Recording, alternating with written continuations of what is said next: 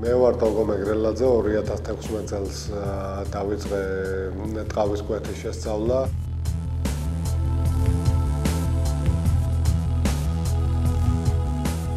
გამოვიწერე რამოდენიმე საბაზისო ინსტრუმენტი, ამ საბაზისო ინსტრუმენტებით გამომივიდა თუ არა დავწერე გრანტი აზარმოე საქართველოზე, რომლებმაც დამაფინანსეს, ყველა ინსტრუმენტი შევავსე და აღმოვაჩინე ჩემი თავი, ასე ვიტყოდი.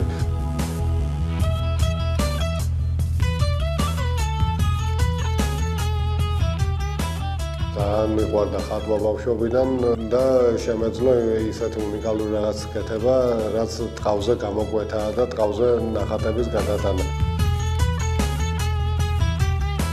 საქართველოში კი არა, მთელს დედამიწაზე ძალიან ცოტა ადამიანი ვაკეთებთ ტყავზე ტულინგი, რასაც ქვია, ტყავზე კვეთა, რასაც ქვია და პატარა ინსტრუმენტებით მუშაობა.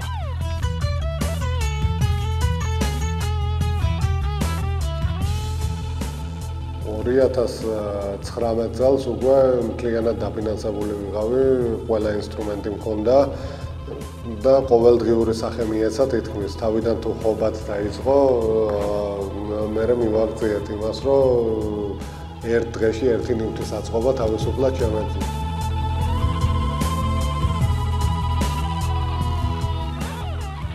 ძალიან დიდ სიამოვნებას ვიღებ და ერთგვარად ასტრალში გავდივარ მაგის მუშაობის დროს რა. საკუთარი თავიდან გავდივარ, არანაირი პრობლემა, ფიქრი, ეფერხება არ გამაჩნია, იდეას ხედავ ერთგვარად ცხოვრებისას მაგის კეთების დროს, რომ რაღაცა იქნება და ის რაღაცა შეიძლება კონდეს ადამიანს მთელი თავის ცხოვრება ატაროს და გადაცეს თავის ცხოვრების მერე თავის შვილს და ასე შემდეგ. დიდი გენეტიკის მატარებელი ხალხი ვართ და გადმოცემულს რანაირად ვფრთხილდებით და ცოცხალი რჩები რა ადამიანი, როცა შენი ნივთი თაობებს შეიძლება გააჩნდეს, შენც ცოცხალი ხარ, სანამ მაგი ნივთი არსებობს და მაგით ბედნიერი ვარ რა. ბავშვობაში რაღაც შეიძლება წარმოვადგინე, რომ მე თვითონ შეიძლებოდა მაგ სახით ყოფილიყავი წარმოდგენილი, მაგრამ ცხოვრებამ ისე დამანახა, რომ ნივთების წარმოდგენით და ნივთების შექმნით, რომლებიც მართლა შეიძლება უყვარდეს ადამიანს, ერთგვარ უკვდავებას იპოვებ და მე ბედნიერი ვარ მაგით, რომ მაგის ნაწილი გავხდი. რაღაცნაირად მიბიძგა სამყარო მაგისკენ. პირველად რომ გამოვიწერე საბაზისო ინსტრუმენტები, ნახატის გაკეთება მინდოდა და მუხა მიყვარს ხე, მაგით ვავიღე მუხის ხე, რკო, ფოთლები და საბაზისო დრაშიც ინსტრუმენტები დამეხმარებოდა და მარტივად გასაკეთებელი შედარებად პირველ ეტაპზე რაც იქნებოდა, იმის გაკეთება გადავწყვიტე.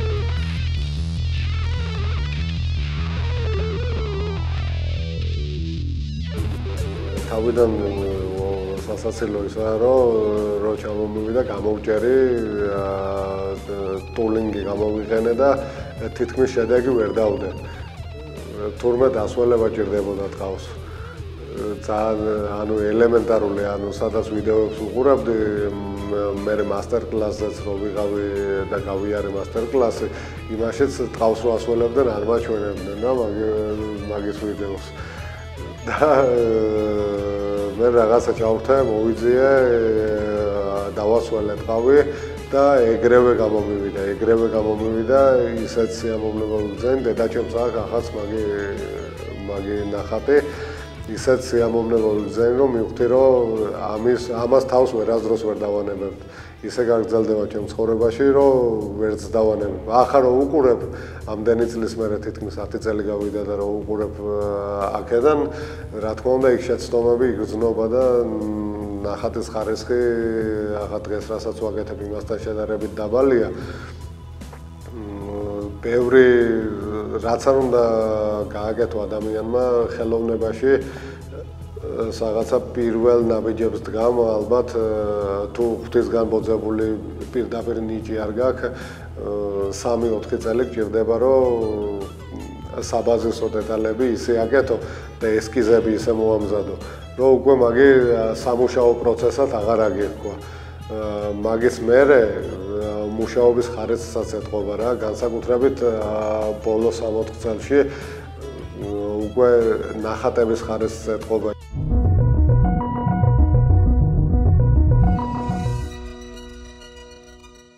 შენ თუ გჯერა იმის რასაც აკეთებ, ანუ ეს იმას ნიშნავს, რომ გააქვს უკვე რაღაც გარკვეული საინტერესო ნიუანსები ნაპოვნი ან ბაზარზე, ან ნაპოვნი გაქვს, ასე ვთქვათ, მასშტაბირების შესაძლებლობა. შემდგომ თუ ამის შენ თვითონ გჯერა, უკვე შეგიძლია რომ სხვებიც დაარწმუნო და სხვების დაარწმუნება ხშირ შემთხვევაში ეს სხვები არიან ის ინვესტორები, ვინც ამ შენს ინოვაციაში და ბაზრის ხედვაში ფული უნდა ჩადონ.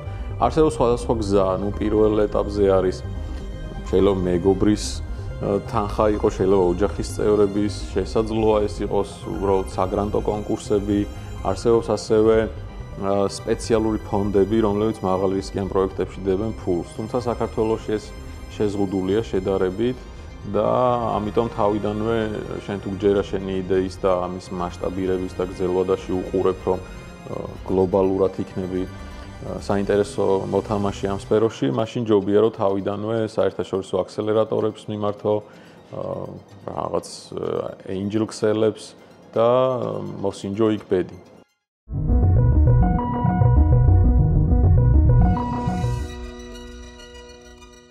საწყის ეტაპთან შედარებით საგრძნობლად გაზრდილია სტანდარტი, ნებისმიერი საქმე მოითხოვს გამოცდილებას, რა თქმა უნდა და პირველ საწყის პერიოდთან შედარებით ჯერ ისიც პლუსია, რომ ინსტრუმენტები შემოვიდა, ისეთი რომ მეტად უფრო ხარისხიანი ნივთის დამზადების საშუალებას გაძლევს და მაგის გარდა გამოცდილებაც უკვე გინდ twins რაც აქვს დამახსოვრებული გინდ ფიზიკური სკილები ამდენი წლის განმავლობაში ყოველდღიური პრაქტიკით ბევრად უფრო დაიხვეწა და შესაბამისად ხარისხიც უფრო დიდი იდება, ვიდრე თავიდან იდებოდა. ამიტომ მაქვს სურვილი, რომ რაც შეიძლება მასშტაბურ ნივთებზე გადავიდე და თავიდან რასაც ვაკეთებდი საფულებს, აბარათებს და მეტწილად შეკვეთები იყო, იმის გარდა შეკვეთებს ამ წუთას საერთოდ აღარ ვიღებ, რაც შეიძლება მასშტაბური რაღაცაები ვაკეთოთ რა, მანქანის სალონი, ჟილეტი, ქურთუგი ან თუნდაც კედლის ნახატი, რომელიც შედარებით უფრო დიდ ნახატს მოითხოვს და არა თვითონ ნივთის პრაქტიკულობას.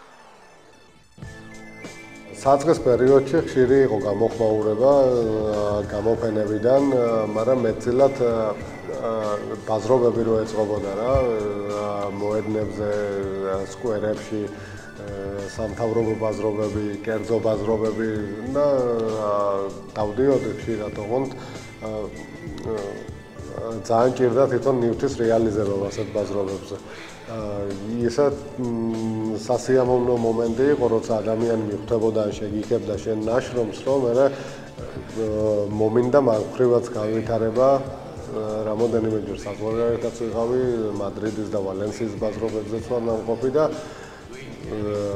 უამრავი ემოცია მოგაქვს მაგ ბაზრობებიდან. მიუხედავად იმისა, რომ შეიძლება დაბალანსებული არ იყოს მასეთ ადგილებში შენი ნივთის ღირებულება და ფასეულობა, თუმცა დადის ისეთი ადამიანები, რომლებიც რეალურად გავსებენ ენერგიით და სტიმულს არ გიკარგავენ იმის, რომ აკეთო რა, შემოსავლის გარეშეც რომ აკეთო და ის შენი სიამოვნება მიიღო ვიღაცას, რომ უყვარს ვიღაცასაც, რომ სიამოვნებას ანიჭებს. მაგაზე დიდი რა შეიძლება ადამიანმა გააკეთო.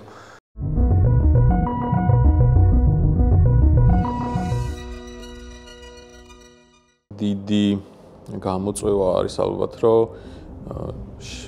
შექმნას და დროულად შექმნას ისეთი პროდუქტი, რომელიც ძალიან მალე მიაღწევს product market fit-ს, ანუ ეს ნიშნავს, რომ შენი პროდუქტი ბაზარს ჭირდება და იპოვი ზუსტად ამ გასაღებს რითიც ეს მოთხოვნა იქნება. მაგალითად, შეიძლება სტარტაპს აკეთებდე რაღაც კონკრეტულ სფეროში, მაგრამ თავიდან როგორი წარმოგედგინა ეს პროდუქტი, ზუსტად ისეთი არ იყოს, რაზეც ბაზარზე მოთხოვნა გახდება. თუმცა ამას მიაგნებ მაშინ, როდესაც შენ ბევრ ცვლილებებს აკეთებ და ზუსტად სტარტაპის ერთ-ერთი მნიშვნელოვანი განსაზღვრელიც არის ის, რომ შენ უნდა შეგეძლოს სწრაფი ადაპტაცია, სწრაფი ცვლილება და ბევრი იტერაციების კეთება. მოკლედ, რომ ვთქვათ, სტარტაპი ჩემთვის არის ექსპერიმენტები და კრეატიული ექსპერიმენტის გზა, რომლითაც მიისწრაფი მიზნისკენ, რაც თავიდან დაისახე. ალბათ ისევ ის, რომ საბოლოო ჯამში შექმნა ბიზნესი, რომელიც სწრაფად მასშტაბირებადია და ბევრს მოუტანს სარგებლოს,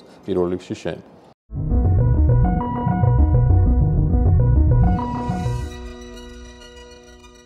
პირადი ბედნიერება რო არ ჩათვალო იმის, რომ ყველა პრობლემას მავიწყებს კეთების პროცესი.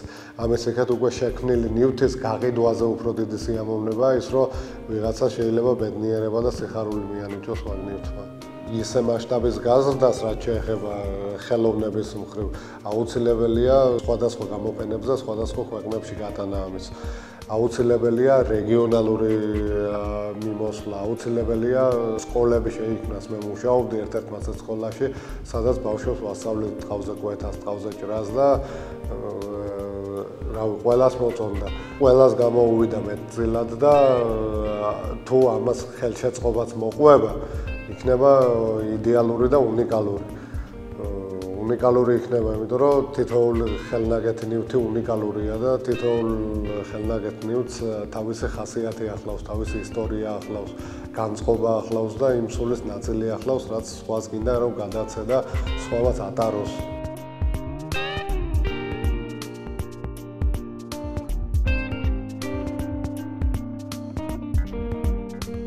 მოვახერხებთ ჩვენ იმას, რომ აუცილებლად შევქმნით ახლო მომავალში ქართულ ტყავის წარმოებას, ქართულ დამუშავებულ ტყავს, რომლისგანაც მერე შეიქმნება სხვადასხვა ნივთები და ამასთან ერთად ფეხს აუბამთ, რომ სკოლები შეიქმნას. რავი, მე ვისაც ვიცნობ, ვინც ტყავზე კონკრეტულად კვეთაზე და ტულინგზე მუშაობს, ჩემის ჩათვლით უფასოდ მოგვიმზადებია, ვისაც სურვილი ქონია, უფასოდ გვისწავლებია, გაგვიზიარებია ჩვენი გამოცდილება, ჩვენი გამოცდილების გარდა ინსტრუმენტების ჩამონათვალი თუ რა ჭირდება და ყველანაირად ვეხმარებით ერთმანეთს.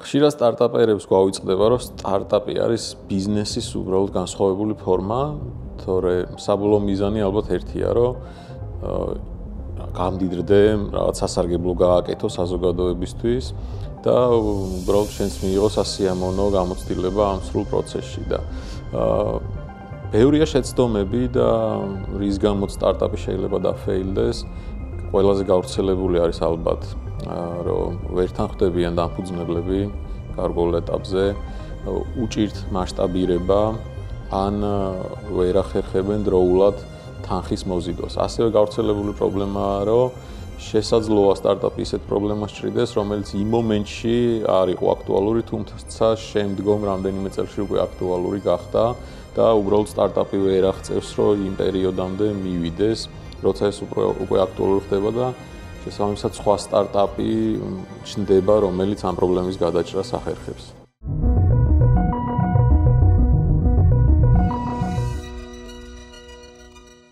პოპულარულს არ ვიტყოდი, უფრო ვიტყოდი გაგებული რო იყოს საზოგადოებიდან თუ რა შრომასთან და რა ინდივიდუალურ ხასიათთანაა დაკავშირებული თითოეული ნივთის შექმნა. და ამას რომ მივაღწევთ, უკვე შეიძლება ითქვას, რომ ჩვენი შრომა შედგა და ჩვენი ცხოვრების ნაწილი, რომელსაც ამდენ დროს უთმობთ, შედგა ბედნიერად შეგიძლია უკვე ამოიცუნთქო ადამიანმა და დადგება იმის დროს, აუცილებლად დადგება იმის დროს, რომ ამას უკვე მატერიალური ღირებულება შეეძინება იმდენი, რომ ფინანსურადაც კარგად იქნება არტისტები ამ ქვეყანაში რა. გინდა არ გინდა მაგის დრო მოვა. ყოველთვის ასე არ იქნება და არ მოუწევს აქედან ნიჭიერ ადამიანს წასვლა, რომ რაღაცა გააკეთოს. ან არ მოუწევს, რომ მეორე სამსახური კონდეს იმისთვის, რომ მატერიალი შეიძინოს, ან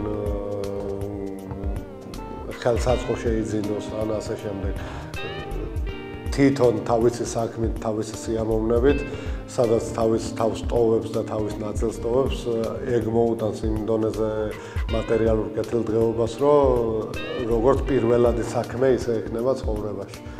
მე ამის ნამდვილად მჯერა და რო არ მჯეროდეს ალბათ ერთი წამითაც მაგაზე არც ვილაპარაკებდი, არც ვიფიქრებდი. მჯერა, შეიძლება მე და ჩვენ თაობას არ მოგვიწიოს, მაგრამ აუცილებლად მომავალი არტისტები ვინც მოდის, აუცილებლად მოუწევს ეს ყველაფერი. ნებისმიერ დამწყებ ადამიანს, რომელსაც იდეათ მოუვიდა, რომ ან ხატოს, ან რაიმე თავისი ხელით შექმნას, პირველ რიგში მთელი გულით ვურჩევდი, რომ არ დანებდეს, იმიტომ რომ ყოველთვის გზა გამოჩნდება რა, ნებისმიერ სირთულესთან გზა გამოჩნდება იმის, რომ მაგ ელემენტარული შესაძლებლობას მოგცემს. მით უმეტეს, როცა რაღაცას ქმნის, სამყაროც გეხმარება იმაში, რომ საშუალება მოგცეს შექმნა. შეიძლება შენ პირველად პროფესიად არ იყოს, შეიძლება საერთოდ არ გინდოდეს როგორც პროფესია და უბრალოდ ჰობი იყოს, ან ელემენტარული სამყაროდან გასათავისუფლებელი რელაქსაციის მეთოდად გამოიყენო და შენთვის აკეთებდე, მეგობრებისთვის აკეთებდე, ვიღაცას გადაცე. თავარია არ დანებდე, არ მიატოვო, იმიტომ რომ ხელოვნების გარეშე ძალიან მოსაწყენი იქნება ეს სამყარო. ყველა ადამიანში დევს ნიჭი, როგორც სიყვარულის ნიჭი დევს, სიხარულის ნიჭი დევს, ბედნიერების, სიკეთის, რავი, ყველა ადამიანში დევს იმის ნიჭი, რომ რაღაცა თავისით აკეთოს. და მაგიტო როგორც კი მაგ მომენტს დაუჭერთ საკუთარ თავს, რომ რამეს კეთება გინდათ, არასოდეს ვარი არ უთხრათ მაგას რა. სტარტაპის დამხმარე გრანტები, სესხი, რა ვიცი, უამრავი რაღაც არსებობს, რაც სურვილის შემთხვევაში და იმ სურვილზე ჩაჭიდების შემთხვევაში დაგეხმარებათ განვითარებაში და წინსვლაში.